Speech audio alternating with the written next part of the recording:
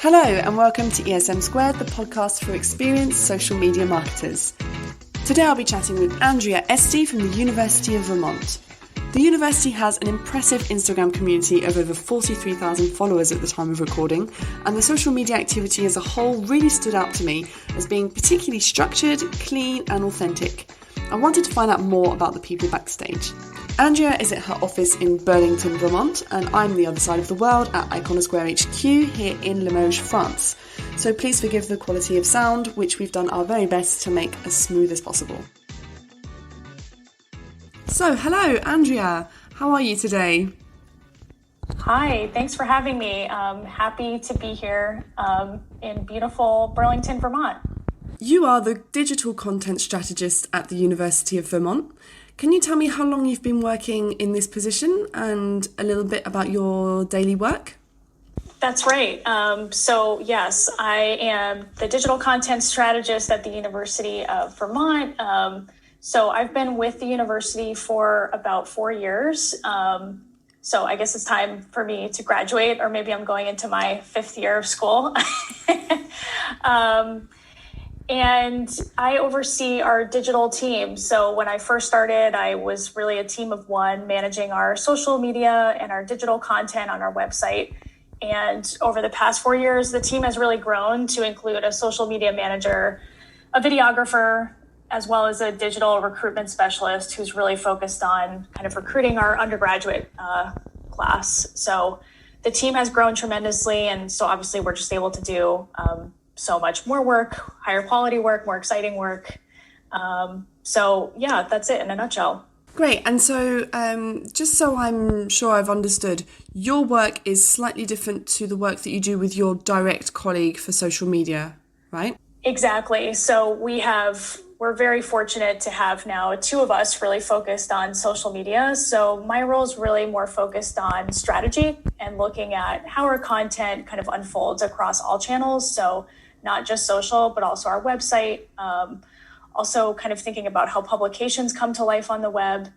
Our social media manager is really, in the trenches day to day, really engaging with our community, doing a lot of listening and kind of reporting back to myself and leadership, because especially during these times, social media is just not about kind of getting information out there. It's also about taking the pulse of how our community is doing, what their worries and concerns and questions are. So yes, the 2 of us kind of work hand in hand to keep things moving on social media. And I believe you work mainly on Instagram. Is there a particular reason for that? Exactly. Yes. So Instagram, I would say, is kind of our primary focus, our primary channel. One of our main communications goals as a group is obviously recruiting and retaining students. And we know that Instagram is the most frequently used platform among those students. So between kind of those key ages of 16 all the way up to, 21, 22, our current student age, Instagram is the most used platform. So we want to be where our students are, kind of meet them where they are. So, with, I think each incoming class, it just becomes clearer that platforms like Facebook that were maybe, more popular 5 or 7 years ago, those students have really shifted a lot of their attention to Instagram. Okay, so it's the main focus. Is it the only focus, or do you still have a presence on the other networks as well? We still have a presence on other networks as well. So we oversee the university's flagship channels on Facebook, Twitter, Instagram. We also have a YouTube channel. We oversee our LinkedIn. And we're, I would say, taking a pause on Snapchat at the moment, just seeing kind of how user trends have evolved in the last year or 2 years. So yes, we have kind of a catalog of channels that we oversee. Have you thought about TikTok? We certainly have thought about TikTok. And as you might have heard, there is some turmoil right now in the United States about whether or not we'll be able to continue downloading TikTok. So when TikTok first emerged as a platform, having gone through, so many new social networks emerging in the past few years, I hopped right on TikTok and claimed the University of Vermont handle. So we do have a handle there. I've claimed our name. If you go there, you'll see that we haven't posted anything. I'm kind of waiting for, I think, the right student partner to come along, to be honest with you. I've had just stellar interns in the past. And I think that's one thing that's so great about this job is that, I get to work directly kind of with the folks that I'm attempting to market and communicate to. So I can have kind of an intern by my side who's just that gut check of, what do you think about this? How would you say this?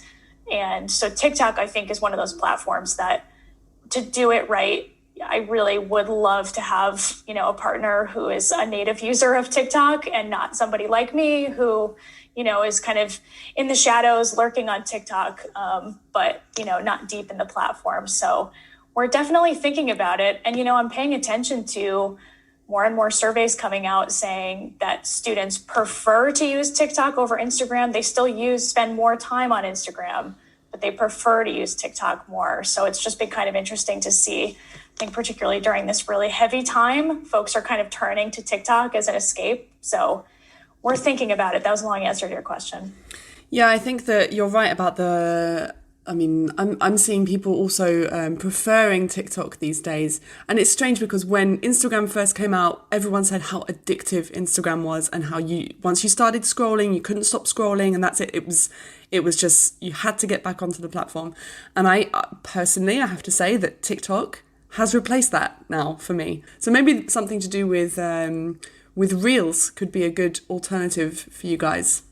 Absolutely. I feel the same way. And I think a lot of students are feeling that way, so we try to put that lens on our Instagram. We want to provide content that's valuable and, connects with folks and kind of meets them where they are. But, we also I think all carry a responsibility as people who manage social media to think about what you're adding to the conversation and know that, you might be scrolling through Instagram and seeing some pretty heavy stuff on either end of your post. So kind of how is your content looking in context? So yes, I share your emerging addiction to TikTok. I also do much late night scrolling on TikTok.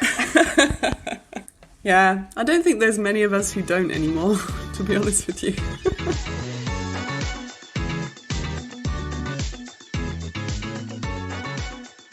Can you tell me some of the key figures that you tend to follow for your performance on Instagram?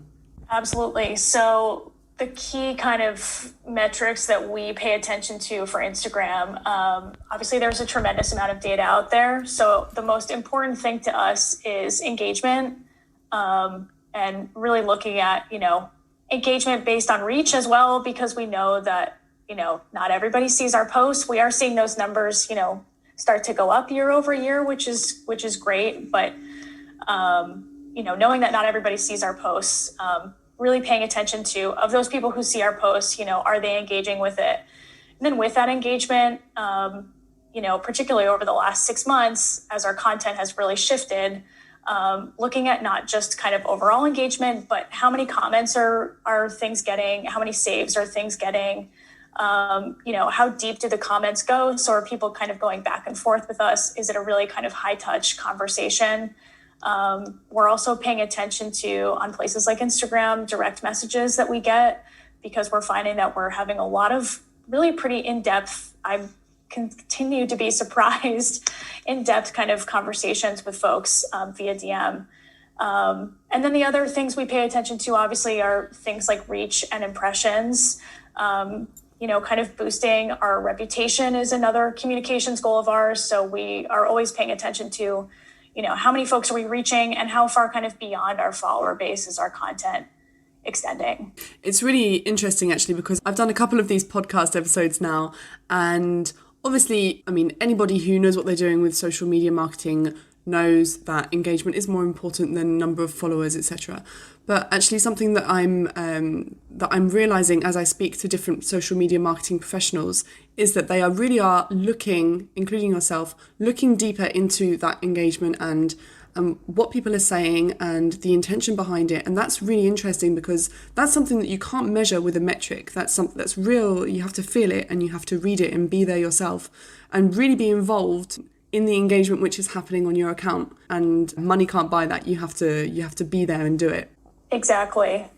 Sentiment, I think, is something that we pay a lot of attention to. And, some of that we use tools to help us figure out, okay, how are people responding to this? But exactly like you said, a lot of it is just kind of the human emotional intelligence piece of we are the folks that are reading the comments all day. So, one thing that's been really valuable during this kind of time of crisis is just we are really kind of the listening ear for the university, for our students, for the community. So we are able to kind of take the pulse and report back on, here's a question that we're seeing people, ask a lot. I think that we need to put out something about, this particular issue. So yeah, sentiment and kind of the nuance of engagement, I think, is really important because, you could get a post that has 10 likes and 500 comments, and that means something very different than a post with 500 likes and 10 comments, Absolutely. If you're not getting a lot of likes, but you're getting a lot of comments, there might be something going on there that you need to pay attention to.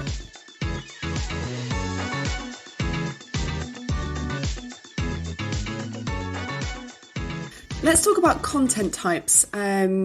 We've spoken before, and you told me that you try to include every week a certain number of different types of content which correspond to certain values that you have there at the university. Sense of place, sense of purpose, human stories. Can you tell me a little bit more about that? Sure. So as a university, it's an incredibly exciting place to work because there is so much just constantly changing and happening. So the people piece of it is multifaceted. We know that we need to be showing kind of the hands-on learning experiences that students are having. That's been particularly challenging and interesting this year as students, many students are learning at home or doing classes remotely. But really showing what the learning experience is like, and doing it in often an unfiltered way. So kind of offering our platform to students, handing it over, finding the great kind of storytellers on campus, but really kind of handing our platform over to them and saying, tell your story in your own words. That's something that we do a lot of with takeovers on our story. So that's a piece of the people dimension. Research, I think, is another kind of really interesting challenge on Instagram because you think about, a really kind of dense research discovery on, anything from climate change to, we just had a study come out about, Europe's forests and the state of forests in Europe. And it's kind of these really dense research topics. And how do you take those and make them approachable and understandable for a 16-year-old who might be thinking about coming to college and might not have ever, considered the research that you're talking about. So really just seeing everything through that lens of accessibility, making a university kind of accessible and thinking about it as we are really the front door to the institution for many folks. Access is something that we think a lot about, helping students who may not, have ever heard of UVM or might not be sure if college is the right next step for them. Helping them to really kind of see that full ecosystem of what's happening here on campus. And then the sense of place piece that you mentioned, yeah, obviously we all know that beautiful pictures of, landscapes and beautiful architecture, we know that those things perform well. But we also know that, here in Vermont, we have kind of a really strong tradition of being a pretty unique state in terms of our history of agriculture, food systems, climate, science. So we know that kind of place is really infused into our identity as an institution and really attracts students from not just the state, but the Northeast and around the country and the world. So place, I think, with a deeper meaning where we can find it. How do you figure out the kind of content that you want to post? Is it purely based on past results? Is it the type of content that you have seen that the followers seem to prefer to other types? A certain format which works better than others? Yeah, that's a great question. I think it's probably a combination of all of those things. We absolutely look at kind of trends of what performs the best. We know that anytime we're kind of on the national stage, People who are affiliated with our community really respond positively to that. Anytime we have anything featuring an animal, we know that that's probably going to perform well.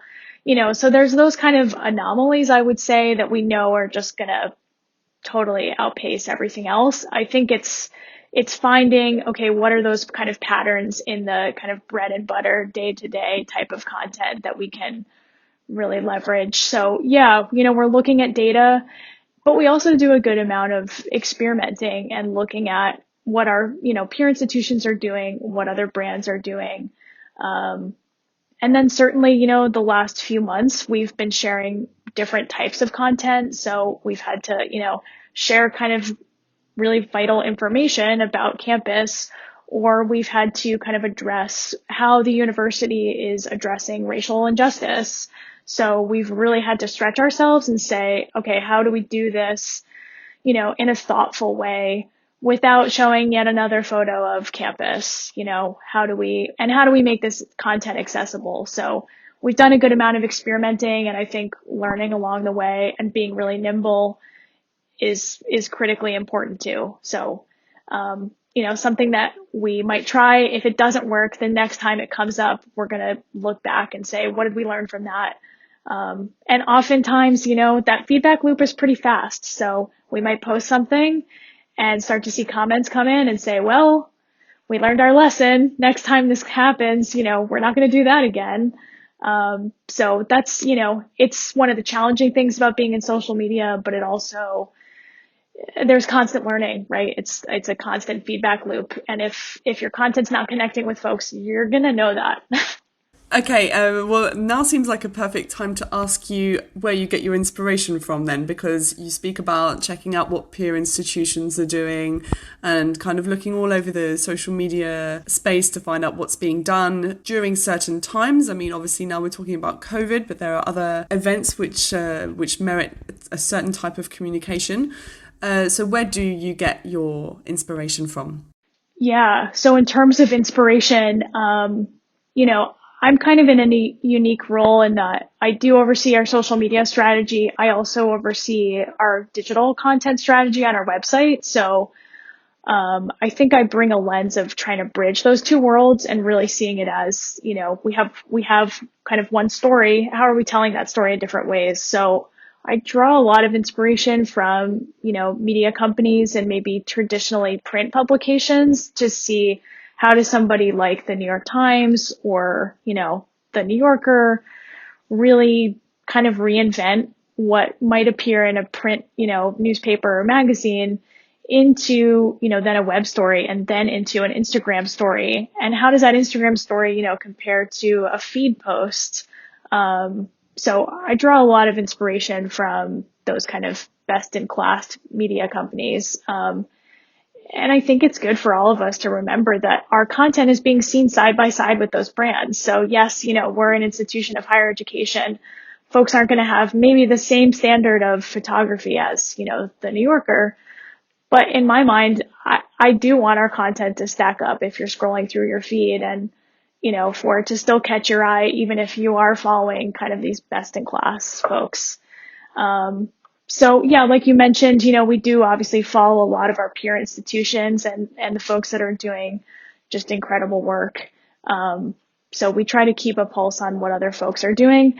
And we also do look at how their content's received. If we see somebody do something that's really out of the box, we pay attention to how, what the comments look like, what the interaction looks like. So we do a lot of learning, I think, in that way as well. That's the end of part 1 of this episode with Andrea Estey from UVM. Check out part 2 where we continue our discussion and Andrea tells me about a really great UGC project she ran on Instagram stories, how she managed it and what the results looked like, a couple of new hidden trends she's noticed working alongside college students, and the role social media plays in the decision-making process of prospective students coming into UVM. Hope to see you there.